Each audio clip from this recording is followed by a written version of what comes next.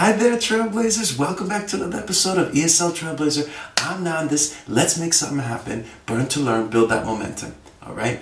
So this week I want to get back to practical English, move away from culture a little bit, but unfortunately I can't because this week is the big Thanksgiving holiday in the States.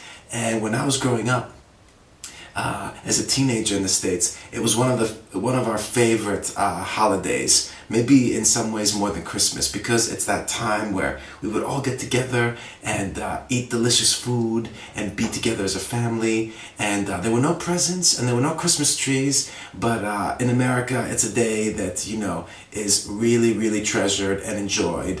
And families come together, and I have fond memories of these times. And I want to share with you some language that might be useful for somebody who is spending time this year in America as a foreigner with people, or you think it would be valuable for your students to know some of the language around this holiday. Right after this message.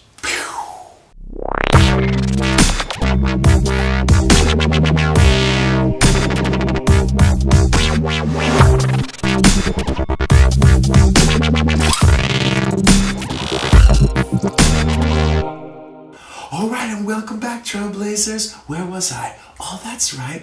Thanksgiving and Black Friday. Gobble, gobble, gobble. What a holiday. So language, what comes to mind right away is the food vocabulary. You know I'm crazy about food right now, right? So turkey, stuffing, sweet potatoes, apple pie, pumpkin pie, cranberry sauce, gravy, little tiny onions, and so much more, especially the casserole, which in every family it's going to be different. My family, we always made the zucchini carrot casserole. It was dynamite, absolutely sensational. And all of that sounds so good, okay? And that's a language that you can, that's an expression that you can use when someone is telling you about the food that they're going to make or the preparations that they're making for an event, a party, a dinner, Thanksgiving. You might respond, that sounds good. Okay, like looking forward to the experience and eating it, or just going, okay? That sounds good. It's a good expression to remember. It's very natural to use, okay? Now, with all that food, one expression that's also worth remembering and teaching to our students as teachers is make from scratch, okay? So, most families are gonna make all of those things from scratch, and that means that the stuffing is gonna be made with all the ingredients separate and then made together. Because the alternative is buying it pre-made or pre-packaged or pre-prepared in some way. And another piece of language that you can include in that is cut corners. So we might cut corners by using some pre-made products or pre-prepared products. And by cutting corners, that means that we're saving time and we're not following the make from scratch all the way through, okay? So there's some language right there that you can include, not for Thanksgiving, but for any preparation type party, dinner, etc., okay? Good language to use, all right? Let's move on. When you are the host, and this is language that I've covered before, but it's good to revisit it, you can say to someone who you have invited, the more the merrier, to suggest that they can invite somebody, a friend, a boyfriend, girlfriend, a colleague, okay? They might even ask if they can bring somebody, and your reply should be the more the merrier, meaning the more people come, the happier, the merrier it will be, okay?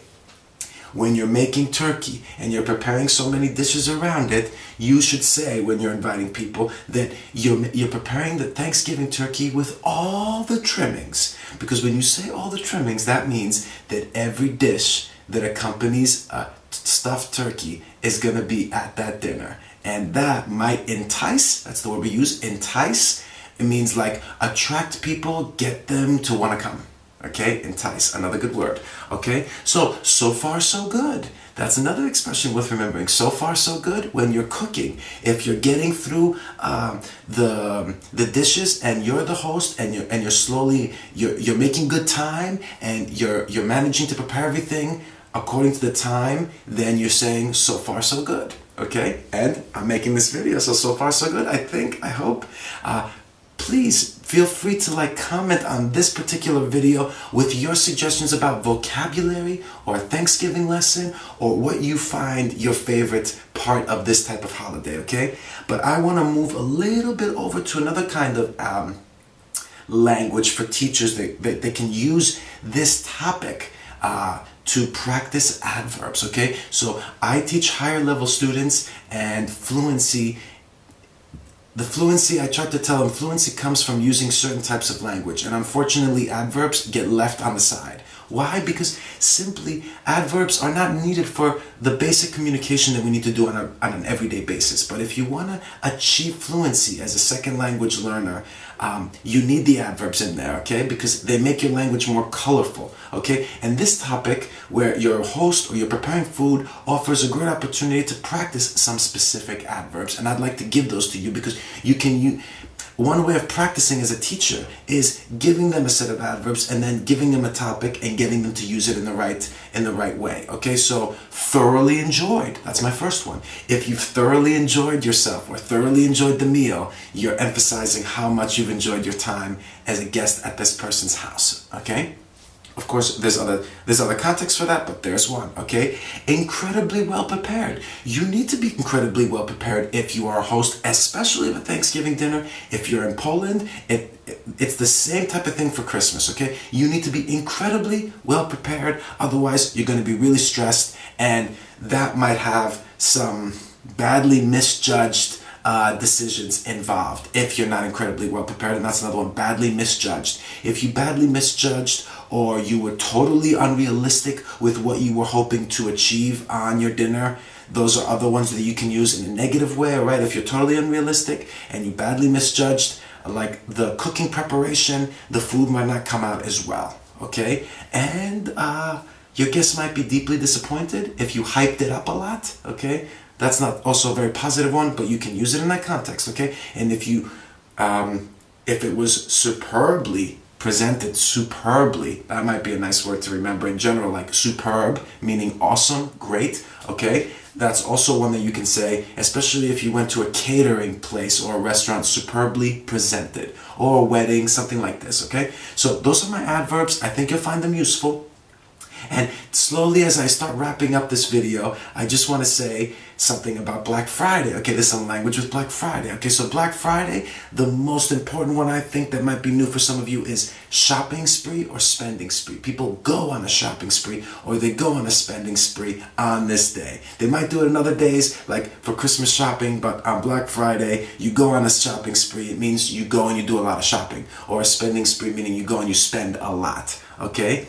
When you're sitting at the table though on Thanksgiving, or you're watching football, or you're about to start eating, you might get asked some questions like, do you mind passing me the sweet potatoes? Do you mind passing me the gravy? Okay, when we ask in English, do you mind, we need to be careful with the way we answer, okay? The way we answer is critical. We can't say no, and we can't say yes. It just sounds a little bit strange, but we have to say, not at all. No, not at all.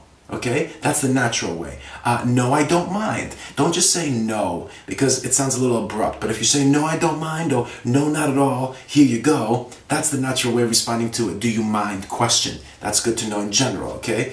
And, well, if it's your first time going to Thanksgiving dinner, you might feel like a fresh fish out of water because it's something so different and new.